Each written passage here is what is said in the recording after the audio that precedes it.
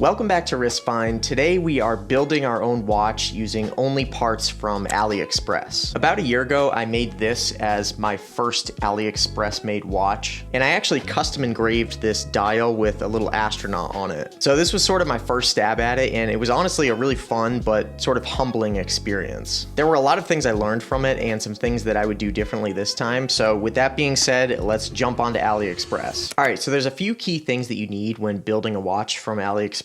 And the first one is a movement. So 9 times out of 10, when people are doing watch mods or watch builds, they're going with something simple like a Seiko NH35 movement. These are classic Japanese movements that are found in a ton of watches. They're simple, they're reliable, they're cheap, and they're really easy to work with. All right, so this movement is gonna set us back $48. Okay, so we have our movement, that part is solved, and now what we need is a case. So this part is pretty simple. You just wanna search for NH35 watch case. So this is a 40mm case, sapphire crystal. This one's kind of nice. This is like a Seiko cocktail time case and bracelet. All right, let's take a look at this one. So you can see they got a 36mm, a 40mm version, and they say right here 28.5mm dial. So that's a pretty similar case. It might actually be the exact same one that I did on my first build. Ooh, we got a PRX version. That's kind of cool. So this is a 40mm, fits 28.5mm dial. Good for NH35 movements. I'm not gonna lie, this one's pretty cool. All right, so we're gonna go with this one. I'm gonna make sure I'm gonna get the version that says it fits the 28.5mm dial. We're gonna put that in the cart. So now we got a movement, a case, a bracelet, and now what we need is a dial. So we already know what size dial we need. We need a 28.5mm dial. So we're just gonna throw that straight into the search bar. We're gonna get a ton of options here. What I really wanna find is some kind of textured dial. So I'm just gonna add textured to this search. Yeah, something like that. That's what I'm looking for. This one's almost perfect. I don't know why it's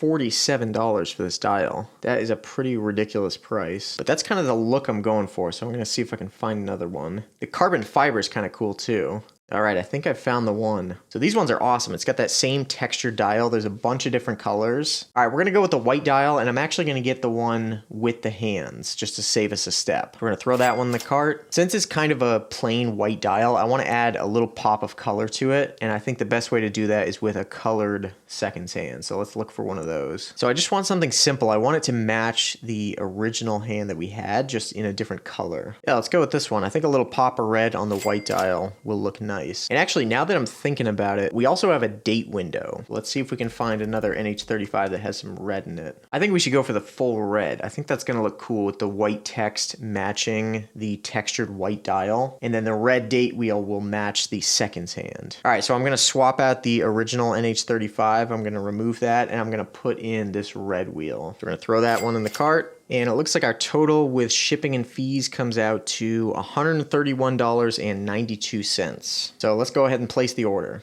All right, we're good. So I'll see you in probably 3 or 4 months when this stuff actually ships to me. All right, we are finally back several weeks later, but everything is finally here. So we're gonna get started with this watch build. Now, I did end up getting one extra part, which was a custom rotor. It just felt like something was missing. So I did some more hunting on AliExpress and ended up finding this custom red snake rotor. So without further ado, let's open everything up and get this watch built. And by the way, I will leave links to everything that I got from AliExpress down in the description box below in case you want to follow along or buy the parts for yourself. So this is going to be our case and bracelet. So that's going to be our Seiko NH35 movement. You can see the red date wheel going around it. So that thing looks pretty awesome. You could probably barely see that on camera, but that's our tiny little hand. All right, it looks like our next bag here has our hands and likely the dial inside. And then this last package should be our custom rotor. And there it is. Kind of hard to see through the packaging, but that thing looks really cool. Again, I've done a few of these builds from AliExpress, and it really does surprise me and kind of shock me at the quality of some of these things. Like obviously this is not to the quality of an actual Tissot PRX in terms of construction or finishing, but it's not quite as far off as you would imagine for something that costs a fraction of the price. The brushing and finishing is actually surprisingly really nice on the sides of this case.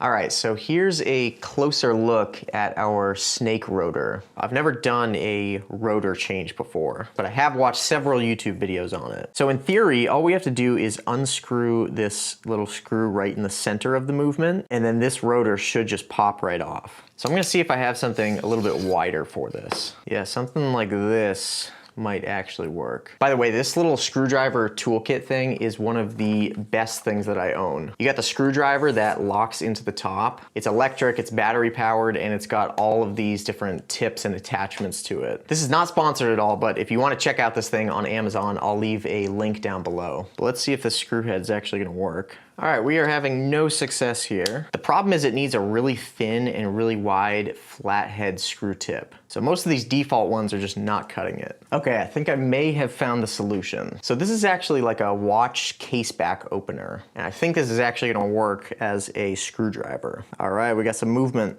So it's not perfect, but it's definitely working. All right, and just like that, rotor comes right off. So in theory, we just line this up. And actually it seems to get it started just by spinning the rotor a little bit. And now we'll tighten this thing up with our tool. And this seems to be the best way to do it, where I just hold the pressure and then actually spin the movement underneath it. And I'll be honest, I have no idea how tight this is actually supposed to be. But I guess the most important thing is that it's secure and that it's actually spinning these gears. So as I oscillate this back and forth, we actually are getting movement in the movement. All right, I'm gonna call that a success. So we got our new rotor on, and it seems to be functioning perfectly fine. All right, so now we're gonna move on to the dial, and that thing looks incredible. So we got that white, sort of silvery, textured meteorite dial. Now right away, I do see one small issue, which is that the dial has these little feet on the bottom, which normally align with holes on the movement, so you can just pop it right into place. Actually, it looks like maybe it has one set of holes on either side that would line up, so we might have to remove some feet here. All right, so that was actually pretty simple. I just used a pair of pliers and sort of wiggled those feet back and forth, the two that I didn't need. So now we have a dial with just 2 feet. So we really just need to line the dial up with the date window, snap that first foot in, and then snap in our second foot.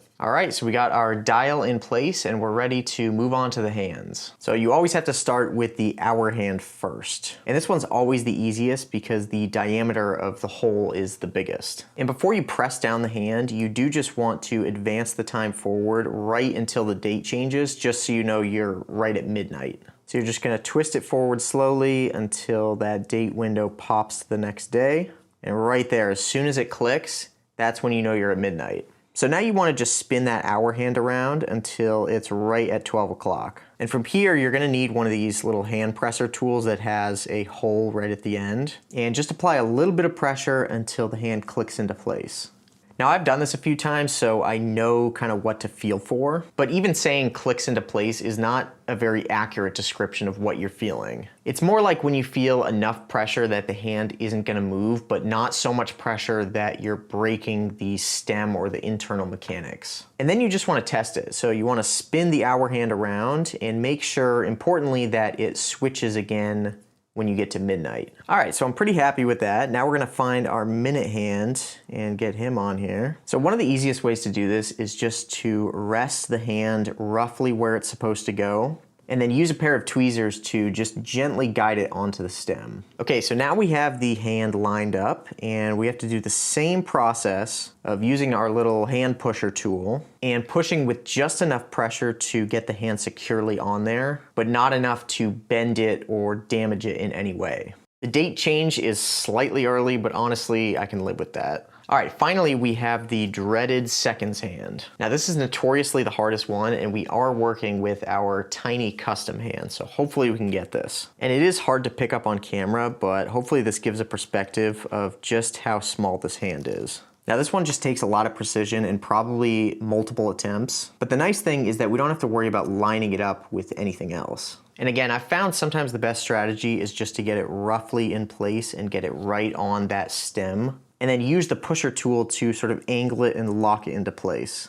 All right, shockingly, I think we did it first attempt. So we'll see if we click this into place, the movement should start running.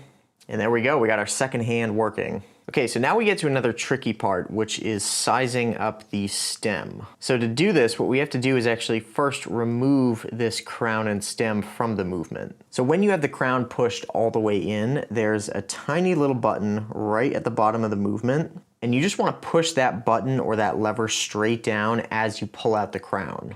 And then what we have to do is find the correct length of this stem that fits with our movement in our case. All right, so we're just gonna snap our movement into place here. And now we can actually take our crown and stem and put it right into the movement. So you can see we have all this extra space here that we need to cut off. So we're gonna go ahead and pull that stem back out, and you will need some kind of wire cutters for this. So I'm gonna be a little bit conservative and just cut off just a hair.